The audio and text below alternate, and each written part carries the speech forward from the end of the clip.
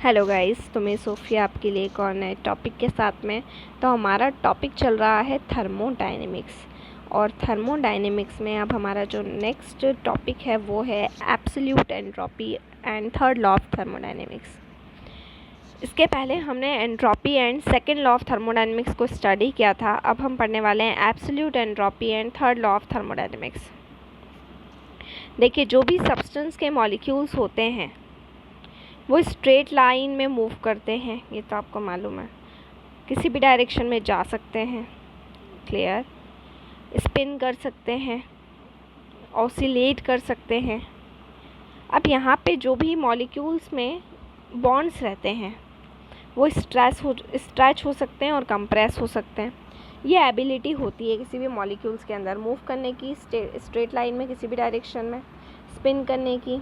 Bonds के अंदर ability रहेगी स्ट्रेच करने की, कंप्रेस करने की।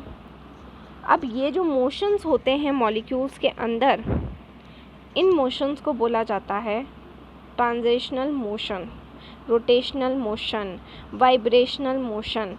तो बेसिकली किसी भी मॉलिक्यूल के अंदर ये 3 टाइप के मोशन माने जाते हैं: transitional motion, rotational motion, vibrational motion. जो उसके मूवमेंट, उसके बॉन्ड के मूवमेंट्स, उसकी स्ट्रेचिंग, उसके कंप्रेशन, इन सब के ऊपर डिपेंड करते हैं। अब यहाँ पर हम बात करते हैं सिस्टम की। जब भी हम किसी सिस्टम के टेम्परेचर को बढ़ाते हैं, ये मोशन बहुत ज़्यादा बढ़ जाते हैं। और ये मोशन बहुत ज़्यादा बढ़ जाते हैं। जब ये मोशन ज़्यादा हो जाएंगे तो जो भी मॉलिक्यूल्स हैं, पार्टिकल्स हैं, वो इधर उधर मूवमेंट ज़्यादा करेंगे। और जब ज़्यादा करेंगे तो उनके अंदर रेंडमनेस आएगी, डिसऑर्डर आएगा। और जब डिसऑर्डर आएगा तो डिसऑर्डर होने की वजह से एंट्रोपी बढ़ जाती है।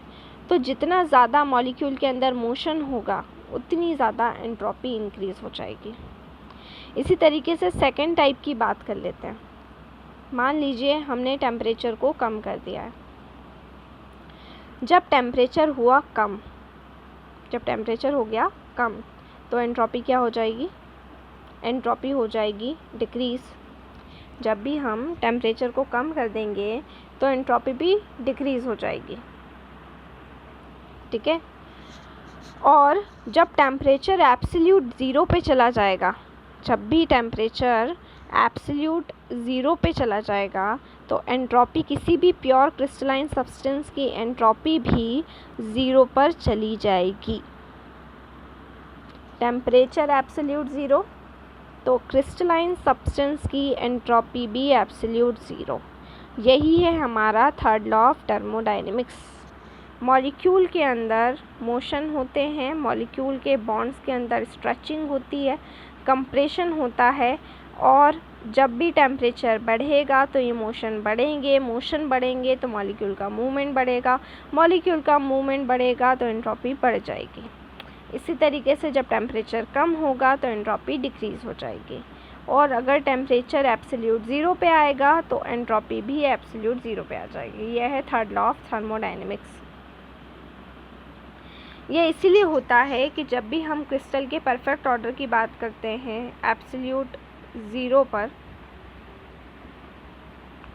ठीक है, क्लियर, तो प्योर क्रिस्टलाइन सॉलिड जो भी होते हैं वो अगर देखा जाए ऐसे तो उनके अंदर जो एंट्रोपी होती है बहुत कम होती है। लेकिन अगर हम टेम्परेचर को जैसे ही लेके आते हैं एब्सोल्यूट ज़ीरो पर तो उनकी एंट्रोपी भी एब्सोल्यूट ज़ीरो पे आ जाती है। क्लियर, ठीक है, आ रही बात समझ में। इसके प्रैक्टिकल एविडेंस भी हमको मिलते हैं, जैसे सुपर कूल लिक्विड जो है वो ज़ीरो नहीं होते, 0 केल्विन के ऊपर। अब यहाँ पर जो थर्ड लॉ की इम्पोर्टेंस है वो क्या है?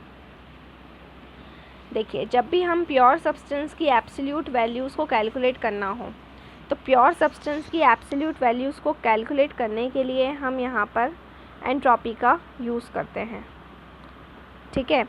अगर हम प्योर सब्सटेंस की बात करें तो यहाँ पर जैसे एंट्रोपी और जो भी टेम्परेचर है, जैसे जब भी हमारी जो भी हीट में चेंज है वो रिवर्सिबल हो और टेम्परेचर के रिस्पेक्ट में हो तो इसके अंदर इंक्रीमेंट होता है। कहाँ से कहाँ तक होता है? 0 केल्विन से 298 केल्विन पर।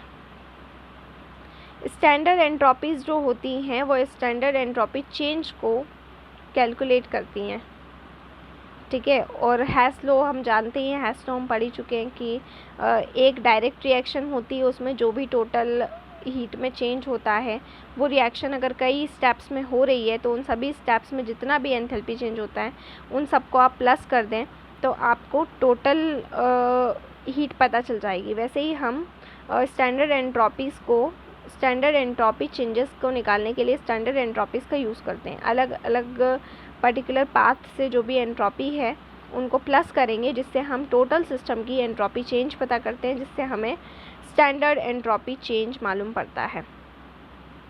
अगला टॉपिक है Gibbs energy change and equilibrium.